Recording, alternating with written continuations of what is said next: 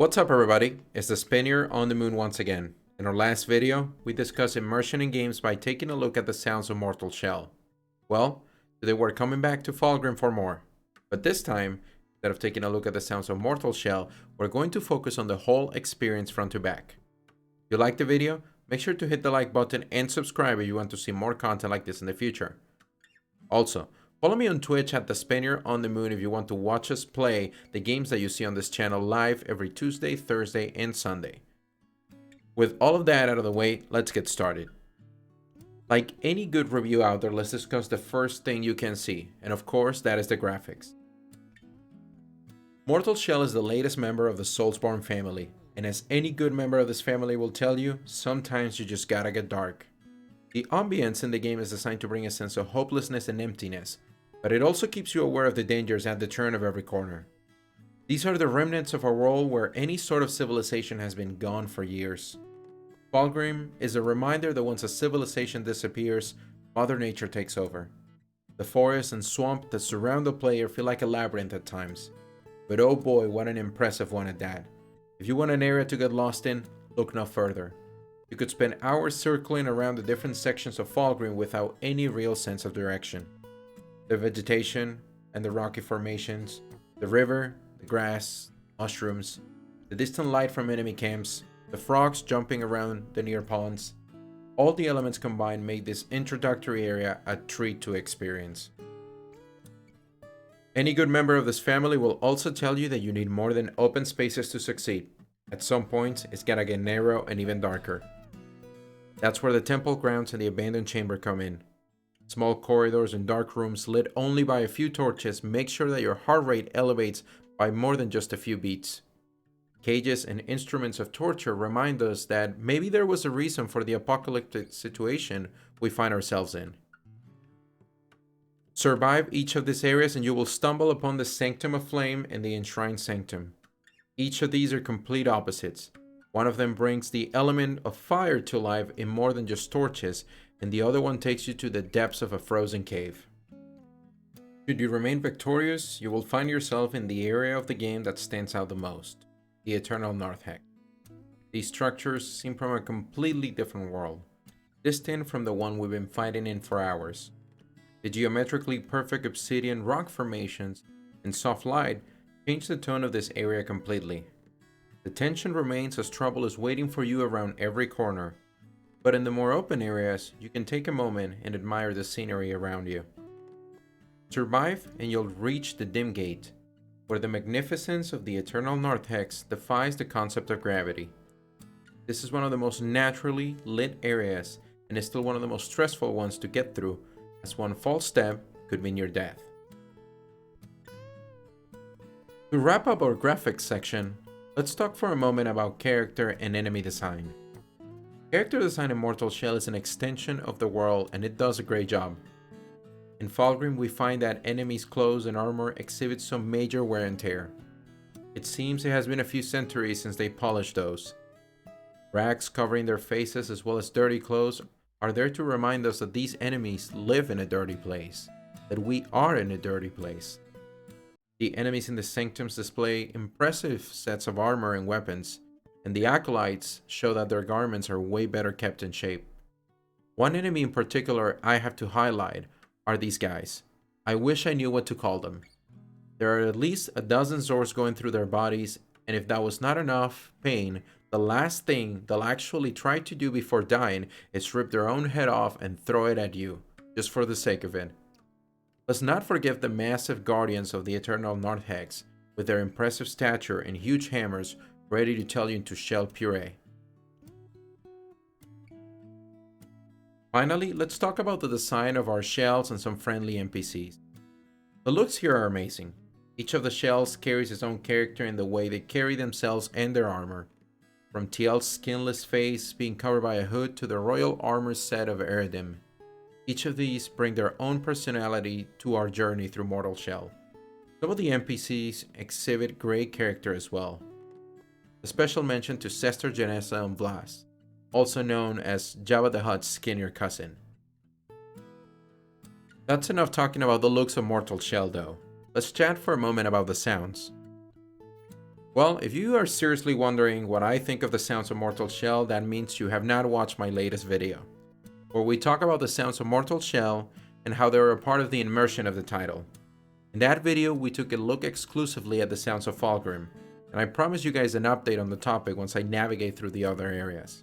Well, I'm happy to report that the consistency in terms of excellence still persists throughout the remaining areas in the game. The sounds add a feeling of tension created initially by our setting. The environmental sounds suck you into this setting, and the sound of your footsteps remind you that you are a part of it. One of the most notable examples takes place, once again, in the Eternal North Hex, the most open area of the game, where we can sense a change in the echo caused by the environmental sounds. Every step, sword clash, and hammer smash into the ground fills the empty space through sound waves. I also wanted to give you guys an update in terms of music. It is true that there is not necessarily a lot of music that plays throughout Mortal Shell, but when it does, it's absolutely great. And to add to that, the free Rotten Autumn DLC pack changes the music played during the boss fights to an incredible heavy metal tune by Rotten Christ. This makes each and every boss fight so much more epic than before. It is a great addition considering the fact that it is completely free. In terms of voice, there is not really much of an update from the previous video. Voice, like music, is not really prevalent throughout the experience, but when it makes its presence known, it shines, adding another layer of immersion to the game. I am of the opinion that a game is only good if its gameplay lives up to or surpasses its other elements, so let's take some time to talk about gameplay. When you think of any title inspired by the Souls series, you mainly think of one thing: high difficulty, and Mortal Shell is no exception to this rule, although it incorporates a few different mechanics to take the formula and make it its own. If you were to compare the pace of the combat in Mortal Shell, you would have to aim for something closer to the first Dark Souls rather than the last installment or other games from the genre like Sekiro. Mortal Shell wants you to take your time, because it sure is gonna take its time killing you. Consider the combat as a mental exercise in identifying the right balance between risk and reward. One false step could cost you taking more damage than what you can afford.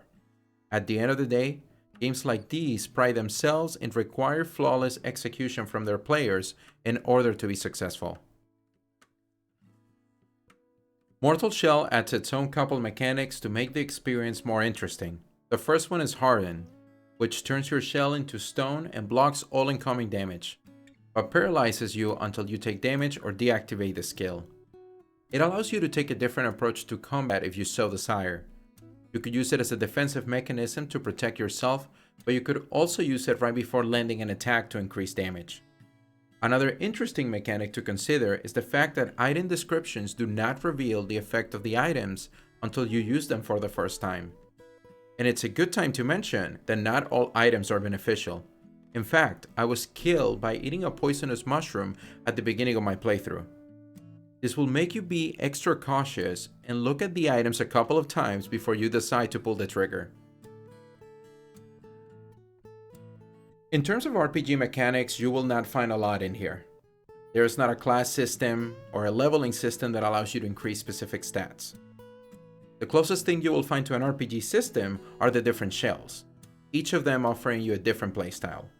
Two of them are focused on offering you a pretty balanced experience, and one of them focuses on quick damage and mobility, while the other one turns you into a slow but sturdy tank.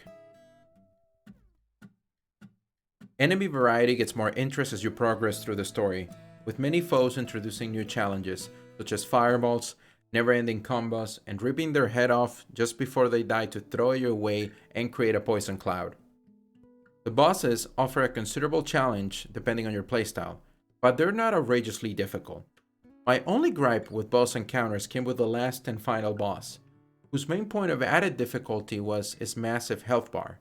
There were some other elements that made this particular fight more challenging, but the health pool was the most disappointing one of them. Each of the bosses reflect the elements presented in the area they are found in. Overall, they are pretty good, but certainly not the biggest highlight of the title. One of the things that needs to be understood about Mortal Shell is that it does not undertake the same scope as most other Souls games. You will not spend 50 to 100 hours to beat the game in your first playthrough. In fact, you can finish your first run in about 12 hours. The smaller scope does not mean by any means that the quality of the game is hindered. I would say honestly that it makes it a better game for those who want to experience the genre without the ridiculous time commitment it requires. Sometimes shorter games tend to be the better ones. Let me just leave you with some final thoughts. Mortal Shell is an impressive addition to the Souls-like family. It takes massive amounts of inspiration from its predecessors, but it also adds its own touch to the genre. Overall, a fantastic and very enjoyable experience on every level. I would highly recommend this game to those who want to experience the genre for the first time or to those that are also seasoned veterans. There is something here for everyone. Another point to my recommendation is the price point of the game. You can grab it right now on the Epic Store or for your PlayStation or Xbox for $30. That is a hard price to beat when you consider the quality this game brings into the table. Alright guys, that's going to be everything from me today. Thank you so much for watching this video. I really appreciate your support. If you happen to like it, make sure to hit the like button and subscribe if you want to see more content like this in the future. Also, make sure to enable notifications to stay up to date on the latest videos from the channel. And by the way, I'm right now streaming on Twitch as well some of the games that we're talking about in these videos. So go follow me at twitch.com/thespaniardonthemoon. I'm streaming on Tuesdays, Thursdays, and Sundays. And by the way, if you want to chat with me on Twitter, make sure to follow me at the Spaniard's Hut. But that is going to be everything from me. Thank you so much for stopping by. Take care of each other and stay excellent. I will see you next time.